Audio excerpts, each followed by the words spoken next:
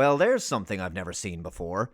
The next season of a TV series being advertised while the current season is still premiering. That's bizarre. There's an official Star Trek Picard Season 3 trailer online, but Star Trek Picard Season 2 hasn't even finished yet. Wow. What does that say about the state of this series? Why did they choose to promote the third season before the second season had finished airing? Now, it is true that Seasons 2 and 3 were filmed back to back, but still, they couldn't at least wait a few more weeks till Season 2 finished? Season 3 of Picard isn't due to air until, I guess, early 2023, unless they're planning to release it at the end of this year, I don't know. Nevertheless, this marketing campaign, in my view, smacks of desperation. They must be aware that interest in Season 2 is really low, and that much less people are watching than they'd hoped. The big news of this short teaser trailer for Season 3 is that the entire Next Generation cast are returning alongside Patrick Stewart, LeVar Burton, Michael Dorn, Jonathan Frakes, Marina Sirtis, Gates McFadden and Brent Spiner. As to who Spiner will be playing this time, well, he's already played several generations of the Soong family at this point, which is just getting ridiculous. Maybe he's playing B4 or Lore or even Data somehow, who knows? Who cares?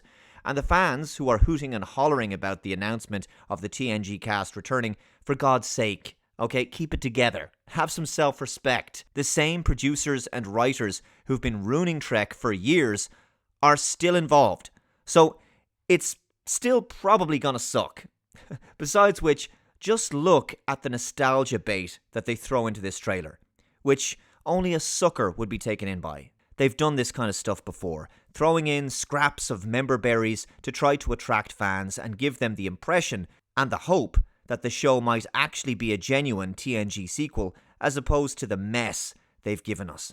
In the first episode of the first season of Picard, it opens with a scene I think that really just placates fan expectations, with an opening shot of the Enterprise D and a dream sequence at 10 forward with Data. There's the scene at the Picard archive room and some TNG memorabilia thrown in there too. Regardless, the series, like Discovery, feels very divorced from the classic Trek series in terms of tone and themes. I don't think it's a good sign if they're having to not only promote Season 3 while Season 2 is still premiering, but the fact that they're having to bring back the entire TNG cast. It suggests to me that there's a lack of confidence in the direction of the series, and that they're trying to win back fans in whatever way they can. Everything about the trailer is sort of designed to invoke nostalgia and kind of curry favor with the fans by using audio and imagery that reminds us of the best days of the franchise, which are of course now long gone. I think back on those days on the Enterprise and all that danger we rushed into. Those were the days. Yep, those were the days. The very best days of the franchise. These days, Star Trek is more like a shadow of its former self. Evolution is not an act of preservation. It's addition.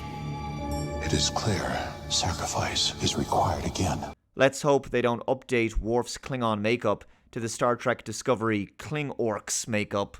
Jean-Luc, when the galaxy comes calling, you love it. Aren't we a little overdue for a good old-fashioned road trip? I promise you will not be alone. The First Contact music, the voices of the cast, the Ready Room painting of the Enterprise D, Picard's uniform, the original TNG comm badge. But hasn't this really been the problem with Star Trek since the J.J. Abrams and Alex Kurtzman era began? Leveraging the memory and love of past Star Trek productions to generate some fan interest in a completely different type of product that is simply called Star Trek, but in truth bears no real resemblance to it. The dark, bleak, depressing dystopian crap we've been getting with Picard and Discovery, filled with unlikable, narcissistic and confrontational characters, has been devoid of hope or optimism. And the current year political themes have been about as subtle as an asteroid collision. My roommate at the academy was Parkation, and she was a year ahead of me, Burnham. But I told her what I'll tell you. Just relax and let me do...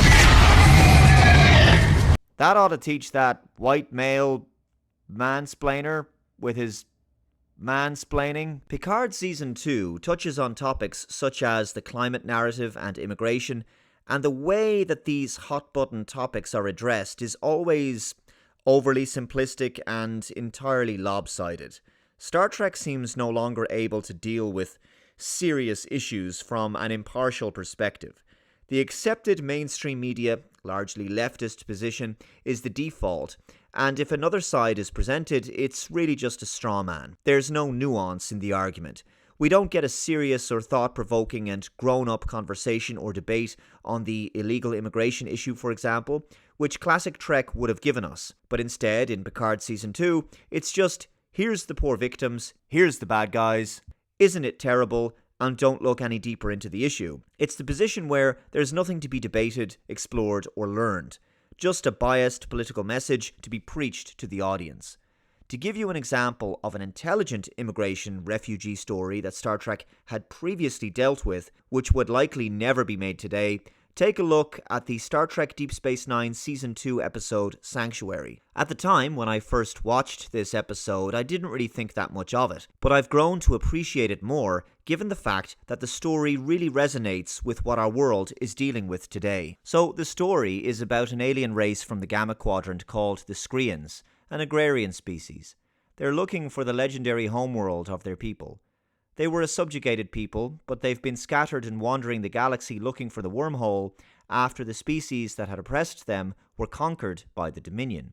So, 3 million Skreans wish to find their way to their new home in the Alpha Quadrant, and the Deep Space Nine crew have to come up with a solution for them.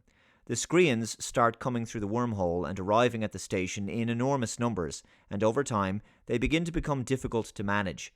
Quark is concerned that they will drive away his paying customers because they're simply getting in the way, hanging around at his bar and never buying anything, and flaking their Skrean skin all over the place. Also, petty fights start breaking out on the station as tensions begin to spill over.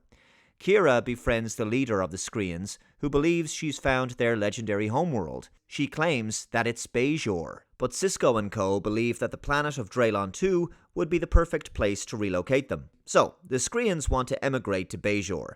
A representative of the Bajoran Provisional Government comes aboard the station to say that the request for refuge has been taken very seriously, but they will have to deny their request because Bajor cannot absorb 3 million refugees at this time.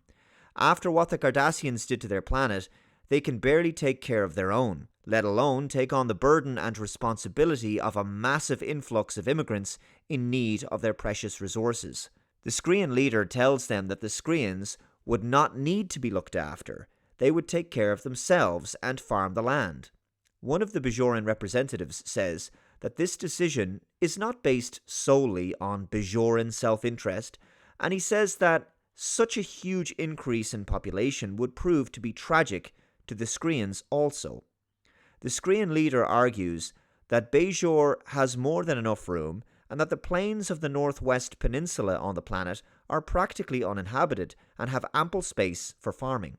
The other Bajoran representative replies that the Northwest Peninsula was once ideal, but it isn't anymore since the damage was done to it by the Cardassian occupation. And she asks, what if there's another long winter and their crops were to fail, or the famine that's currently on the planet was to spread? What would they do then?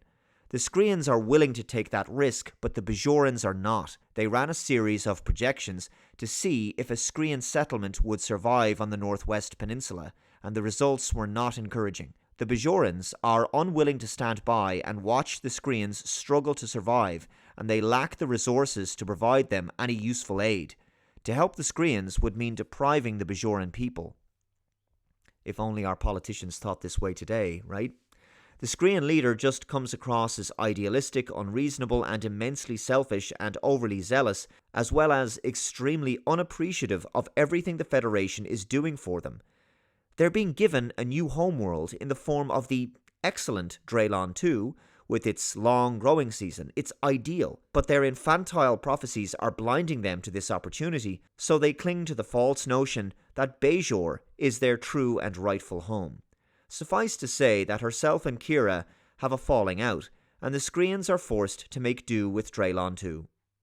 The social and political issue of this story regarding an immigration crisis is dealt with evenly and in a mature and honest manner with both sides of the debate being well presented and a comprehensive exploration of the problem being addressed, which is more than I can say for this very same subject in the context of the Western world or modern pop culture. Star Trek was willing and able to tackle very complex issues back in the day without any kind of judgmental tone or sanctimoniousness. There was a genuine attempt to be as neutral as possible and leave it up to the viewer to decide what was the best course of action. This is not something we're seeing anymore in modern Star Trek, which is very sad because it used to be the very bedrock of the series' storytelling. Thanks very much for watching. If you'd like to support my work, you can do so via the links below. Please share this video if you can, and I'll catch you next time. Bye-bye.